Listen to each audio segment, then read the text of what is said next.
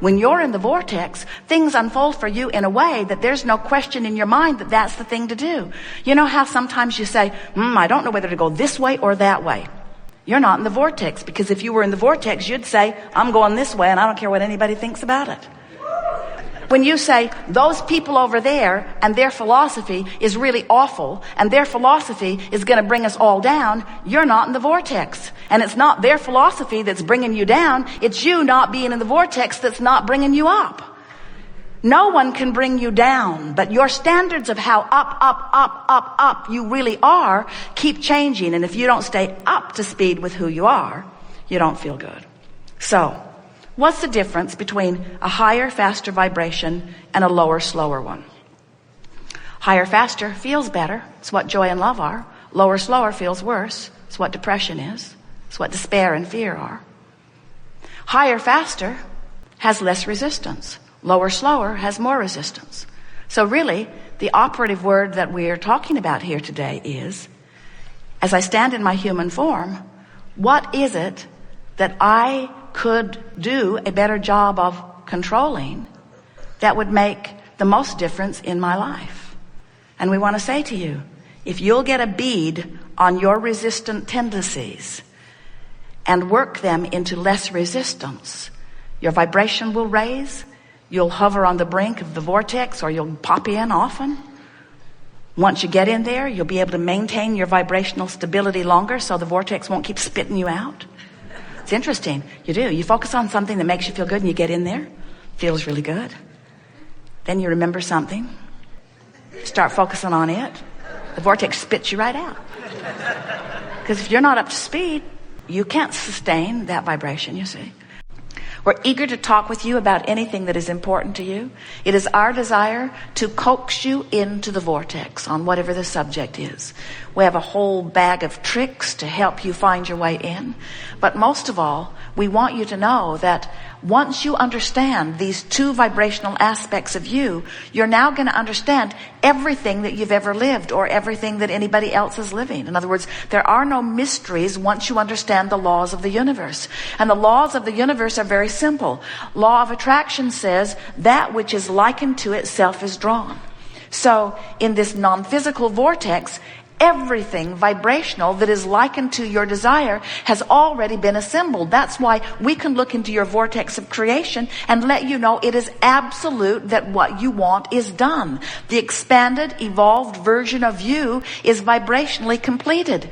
But then you say, but Abraham, I'm here in a physical body, in a physical world. I want manifestations around me. And we say, and they will come, but not until you cue yourself up vibrationally and become a match to the precursor of all creation. You've got to bring yourself vibrationally up to speed, and it is our promise to you that the physical trappings will show themselves to you.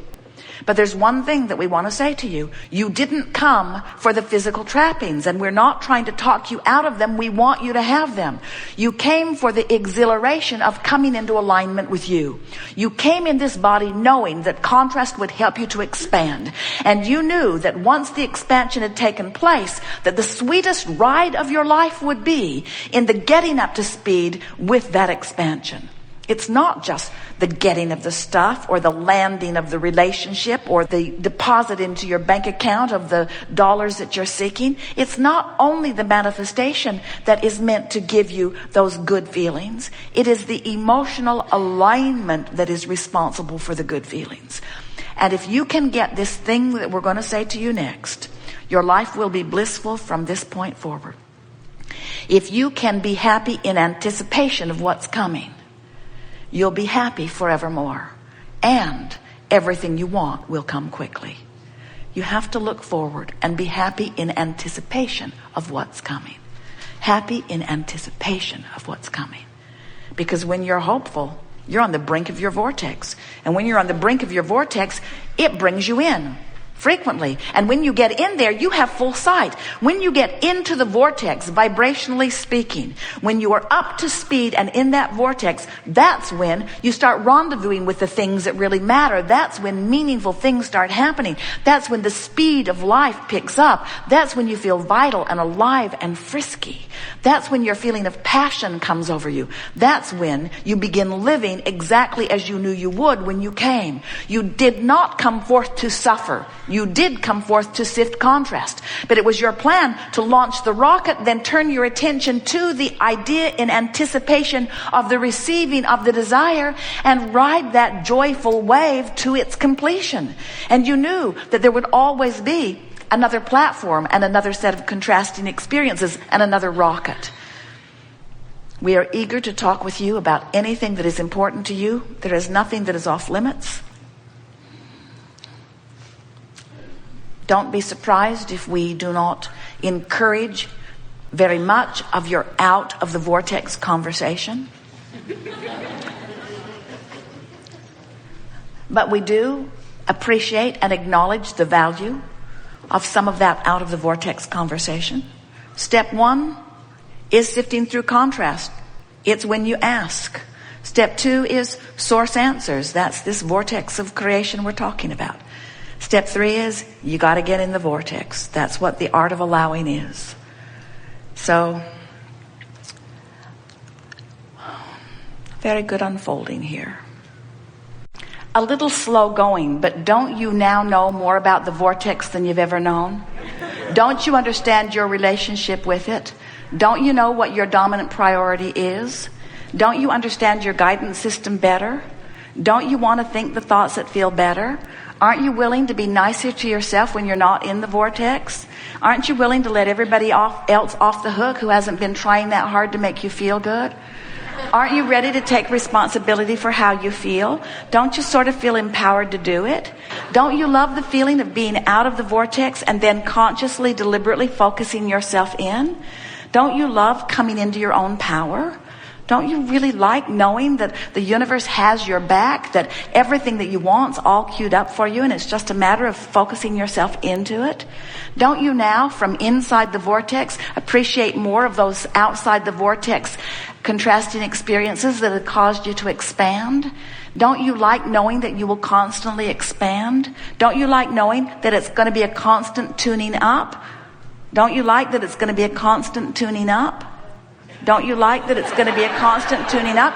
Well, that's the part you don't like so much, because you keep thinking you want to get in the vortex and get it done and live happily ever after. And we want you to hear something that is hard to hear, but it is so, so true. And that is, it's getting into the vortex that is the rush of life. Just like when you're hungry and you eat something, it tastes better than when you've been eating all day long. When you're out of the vortex and then you work your way in, that's that zest. That's that feeling. That's that feeling of motion forward, you see. You just don't want to make a career out of step 1. You want to make a career out of step 3, which is moving into the vortex, into the vortex. And each time you're in there, then you can look at those people who you felt were responsible for your not being in, and now they look beautiful to you because they gave you the reason to expand, and in your moving into your expansion, you are thrilled with everyone involved. So you have this person, and they just harass you into expansion, expansion, expansion, expansion. But then you can't get your eyes off of them because they're just so in your face and so inappropriate. So the very person that caused your expansion is now the person you're using not to take your expansion, and that's why you're extra, extra mad at them. But when you're in the vortex, you'll be extra, extra appreciative of their having prodded you into expansion, and you're using your guidance and wisdom to now take your expansion. There's still a little bit of, oh, Abraham, just get me in the vortex. Let me just get in the vortex. I'm tired of not being in the vortex. I just want to get in the vortex where good things can start happening to me. And we say, get in the vortex and good things will start happening to you. It is law. So do you get it? Can you feel this assembling of cooperative components? Can you feel the doneness of what you've asked for? Do you know your veritable fortune, the bodily conditions that you seek, your lovers, all things that you're asking for have already been gathered and are lined up, waiting for you to enter the vortex where you have visual awareness, sensual awareness of them. You can't set your radio dial on 6:30 a.m. and hear what's being broadcast on 98.7 FM. You got to be in the vortex in order to see the combining and cooperative components. Do you understand? So if you are in despair or fear, even though what you want has gathered, you're so far from it you can't see it. That's why you don't believe it. You don't see any evidence of it. If you're angry, you're still not seeing it. Probably wanting it more, but still not seeing it. When you're in frustration or overwhelmment, you're not in the vortex. You're not allowing yourself full vision or manifestation. You're not allowing it to unfold into your experience. When you get into hope, now you're in the vicinity. When you are feeling hopeful about something, even though you haven't seen it, that means you've released enough resistance. And in the releasing of resistance, you are cooperating enough vibrationally that the vortex can bring you in. You see how it works?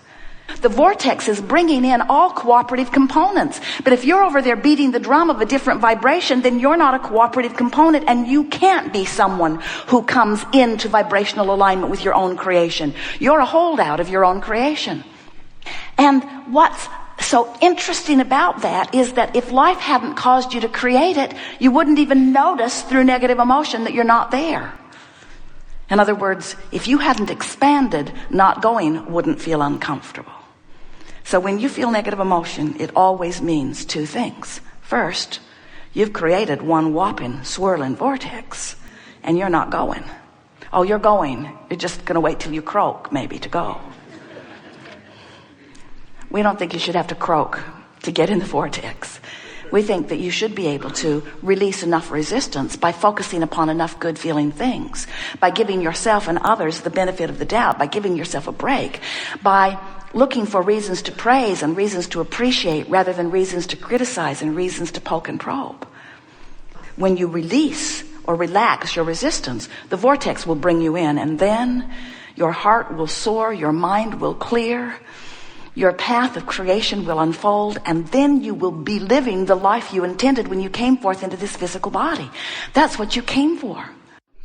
Get into the vortex and milk it for all it's worth, and stay there and feel the resonance of it and know who you are. And the more you're in that vortex, the more you become unwilling to hang around outside of it. And the more you're in it, the more you feel the familiarity of it. The more you tune your awareness to what it feels like when you're in and out, until you'll become, as Jerry is describing himself, you just barely brush across the surface of something that isn't up to speed with who you are, and it gives you prickles. Not because you've done something awful, but because it's not who you are. It doesn't resonate with who you are. Life is supposed to feel good to you.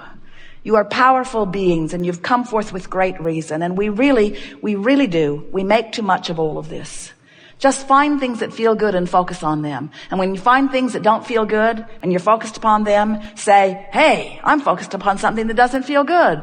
Why would I focus upon something that doesn't feel good? There must be something that I could focus upon that feels better, and then feel for it and find it, and feel for it and find it, and feel for it and find it, until you come into alignment, till you close that gap, till you tune yourself to the vibration of all that you've become. We've enjoyed this interaction immensely. It is exhilarating to come together with those like you who are reaching for the fulfillment of who you are. It is our desire as we visit like this that we awaken within you your memory of who you really are, and the value and reason and purpose for your focusing here in this contrasting experience. We want you to stand as we do inside your vortex, exhilarated with everything that you lived that put you there. We want you to feel as happy, maybe that's the wrong word. We want you to feel joyous about your despair. How about that? Because from inside the vortex, you can feel joyous about the guidance that let you know where you were, your focusers, you see. And there isn't one of you who will move forward from this point in time who will not know now in much clearer fashion how to focus the power that is you into the productive expansion that is you. There is great love here for you. And as always, we remain joyously incomplete.